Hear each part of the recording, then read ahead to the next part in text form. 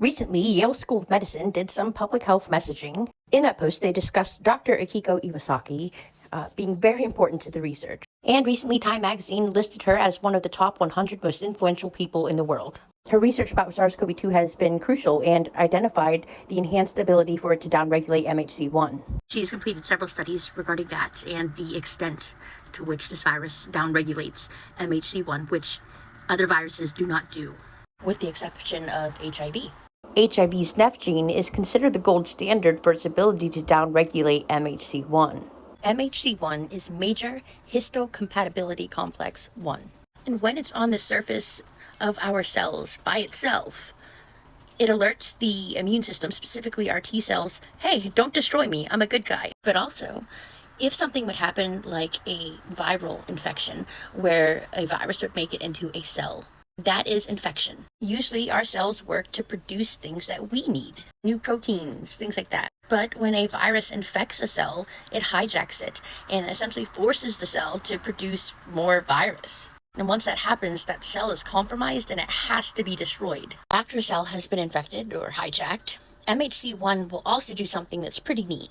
MHC1 will take a piece of the virus or antigen and hold it out while it's on the surface of the cell, alerting the T cells that cell has been compromised and needs to be destroyed. But since the SARS-CoV-2 virus downregulates or suppresses MHC1 on the surface, meaning MHC1 doesn't make it to the surface well, either to stand alone as a, hey, don't destroy me, or to hold antigen to present to alert time to destroy me, our T cells are going in blind. They know that there's infection in some of the area because they're seeing viral particles enter the bloodstream, but they don't know which cells are infected. And unfortunately, often with a SARS-CoV-2 infection, our T cells will destroy healthy, non-infected cells. This can cause inflammation and new onset of autoimmune conditions. This destruction of healthy cells is referred to as the bystander effect. This can explain why so many autoimmune conditions arise after a SARS-CoV-2 or COVID-19 infection. MHC1 also has implications on our immune system's ability to detect cancer cells. Now, some people might scoff at this and say something like, flu can downregulate MHC1 also. I'm sure you feel real special having just Googled that. But let me demonstrate the extent to which SARS-CoV-2 downregulates or suppresses MHC1. As I stated previously, the HIV NEF gene, gold standard for its ability to suppress MHC1, meaning no other virus or anything had come close to suppressing MHC1 expression on a cell than the HIV NEF gene. Pictured in dark blue is the HIV NEF gene. The dotted line up above would be a normal expression of MHC1. We can see that the HIV NEF gene suppresses it by about 50%. Pretty extensive and important. It's a cloaking device for how HIV or other viruses would be able to hide in our cells. Now, pictured in yellow are 5 genes on the SARS-CoV-2 virus. The envelope gene, the membrane gene, ORF7A, ORF7B, and ORF8 genes. Now, when we look at it and compare it to the gold standard HIV NEF gene, you can see each one of those as a standalone suppress MHC1 almost the level that HIV NEF gene does. The key words being standalone. Combined, they nearly obliterate MHC1.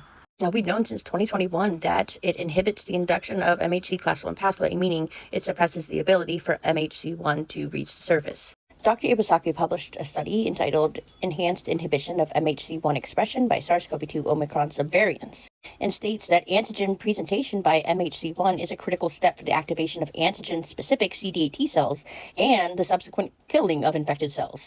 This is also why there is viral persistence. Our study reported that these results indicated that SARS-CoV-2 possesses a near-complete ability to shut down MHC1 induction within infected cells in vivo, a feature not found in influenza A virus. Another article titled MHC Class 1 Downregulation in Cancer, Underlying Mechanisms and Potential Targets for Cancer Immunotherapy identified downregulation of MHC1 has been described in 40 to 90% of human tumors, often correlating with worse prognosis. This is why long COVID research needs to be a priority. If not, there might not be enough healthy enough individuals available to research these conditions, and certainly not enough providers to treat patients, it reinfects. You see, it's one thing to be able to say there's viral persistence, and to conflate that with other viruses that have an element of viral persistence without understanding the mechanisms for why there's viral persistence. And I think a lot of individuals are looking at viral persistence as the bad thing and not recognizing that no, it's merely one outcome of the bad thing. This profound MHC1 downregulation is why I knew and warned people as hard as I did. I was aware of the mechanisms that were causing it. It was as certain as a car accident if you remove the brakes from a vehicle. But it's also why autoimmune conditions are going to continue happening, why reinfections are more harmful, why cancers are going to increase. One of a few reasons for why vaccines will likely never be as effective as we want them to be, and why our immune systems are becoming overreactive, exhausted, then depleted, and why less symptoms at the acute or the initial stage of infection doesn't mean mild.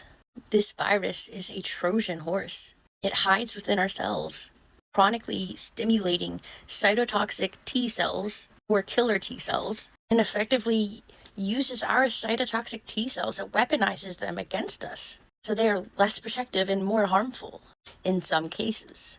But it reinfects, and pretty rapidly, so the odds of that happening is only going to increase. SARS-CoV-2 down-regulates MHC1.